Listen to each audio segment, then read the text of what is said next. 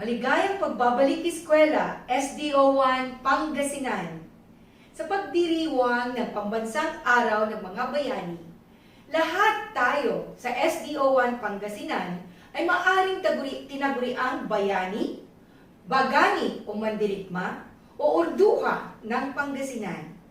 At bilang mga bagani at urduha, may adhikain tayong mapabuti ang buhay ng bawat mag-aaral, bawat guro o bawat pamayanan.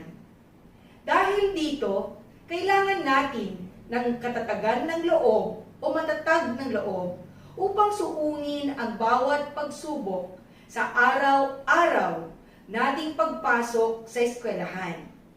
Minsan nga, may mga tumatawid sa dagat at umaakyat ng mga bundok para lamang ang bawat mag-aaral, bawat pamilya ay mabigyan ng tamang edukasyon.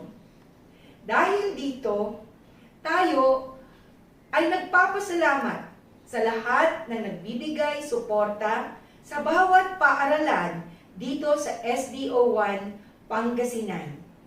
Sa lahat ng mga bagani, lahat ng mga urduha, maraming salamat sa ating adhikaing Bansang Makabata, Batang Makabansa.